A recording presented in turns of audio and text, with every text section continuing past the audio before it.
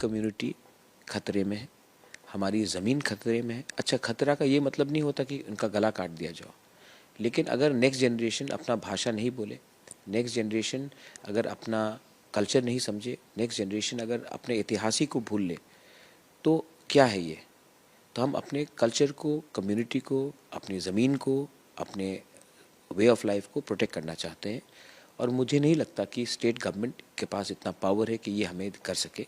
इसी के लिए हम गवर्नमेंट ऑफ इंडिया से दरख्वास्त कर रहे थे कि हमें कॉन्स्टिट्यूशनल सोल्यूशन दिया जाए। ये बात नहीं बनी ना, हम तो अपने लाइन में शुरू से हैं, 2 साल से एक ही बात बोल रहे, रटे जा रहे हैं। अगर उनको हमारा डिमांड पसंद नहीं था तो 2 साल पहले बोल देते। आखिरी मोमेंट तक क्यों हमसे बात करने की कोशिश की? इसका भी तो कोई वजह होगा।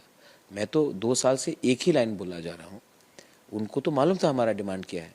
तो अब लास्ट मोमेंट में हमें बुलाकर बोलना कि नहीं होगा राइटिंग में, मतलब है कि उन्होंने अपना पॉलिटिकल कैलकुलेशन में कुछ सोचा होगा कि अगर ये होगा तो शायद उनका नेगेटिव जाए, इसके लिए उन्होंने ये किया। चीनी हाँ चीनी शासन हमारा एक स्लोगन है। चीनी हाँ मतलब हमारी ज़मीन हमारा शासन, ये हमारे कॉकबोरोक में हम कहते हैं। ये जो शासन है ये किसी के विरुद्ध में नहीं है, ये हमारी कॉन्स्टिट्यूशनल डिमांड है। हम चाहते हैं कि त्रिपुरा में सब रहें, हिंदू, बंगाली, मुसलमान, Christian, Buddhist, tribal, non tribal, सब लोग। लेकिन गवर्नमेंट ऑफ इंडिया को भी मानना पड़ेगा कि त्रिपुरा के जनजातियों ने बहुत बलिदान किया है।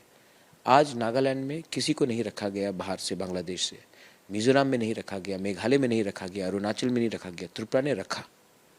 और अच्छा किया हमने रखा, क्योंकि हमारा परंपरा कहता है कि हम सबको रखें।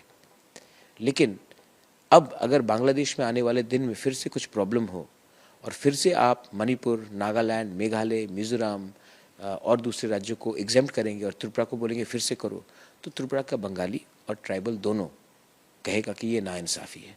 क्योंकि हमारी आबादी बहुत बढ़ चुकी है, हमारी ज़मीन में स्ट्रेस है और हमारे कल्चर में स्ट्रेस है। तो ये अब गवर्नमेंट ऑफ इंडिया को सोचना पड़ेगा कि वो हमारे बात मानेंगे या फिर वो उनका बात मानेंगे जो एक वायलेंट वे में निकलते हैं।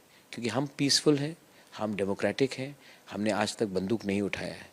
जिन्होंने बंदूक उठाया, जिन्होंने बम ब्लास्ट किया, जिन्होंने वायलेंट रास्ता लिया, जैसे कि NSCN हो, अल्फ़ा हो, हुर्रियत हो, आप उनसे बात करते हैं और हमसे नहीं बात करते हैं, ये बहुत ख़राब बात है। और बीजेपी कहती है राम राज्य, लेकिन हमें केकई जैसा ट्रीट कर रहे हैं।